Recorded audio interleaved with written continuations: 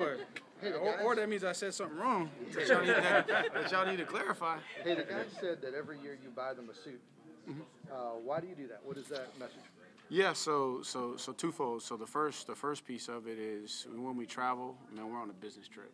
And so I want the guys to have that mindset that when we leave the building, we put on our suit, man, we're headed out on a business trip, and when we show up to the stadium, man, we're there for business. And then the next piece is, holistically, a lot of these guys don't have a suit when they show up to college. And, man, we're talking about that transition from college to the professional world. So, man, I want them to be comfortable in a suit, understand how to wear a suit, and then also be equipped with a suit so that when that time comes, you're not scrambling to go, try and find a suit for that first job interview. And then as we're going through their career, there's going to be times where we're going to have events where I'm going to put them in front of potential employers, and I want them to be dressed the way that they need to be dressed. You mentioned the business world. College football is a big business. Yep. You're in year 3. Yep. People want to see results That's from right. you.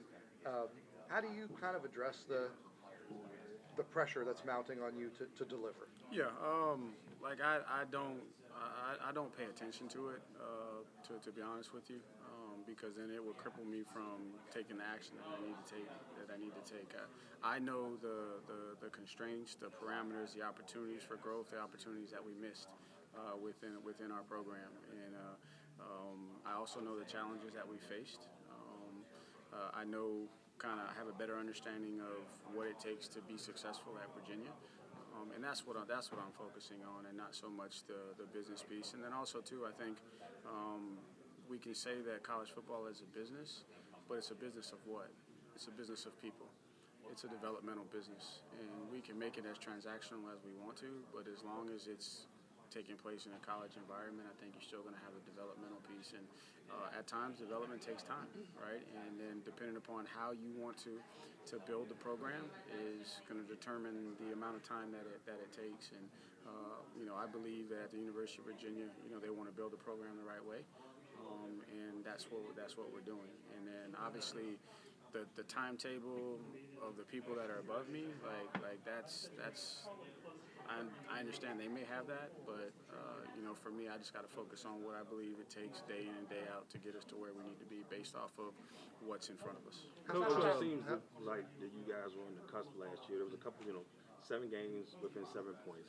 Obviously, the problem didn't go your way, but what do you want, or what do you think the team needs to do to get over that hump this year, and in those close games, pull those games off? Yeah, so I think if you look at, year 1, we struggled to be competitive consistently, game in and game out. I think in year 2, you saw that the competitive belief in the guys was building to where now they're getting games to the fourth quarter. And then the next piece is how do you win those games in the fourth quarter?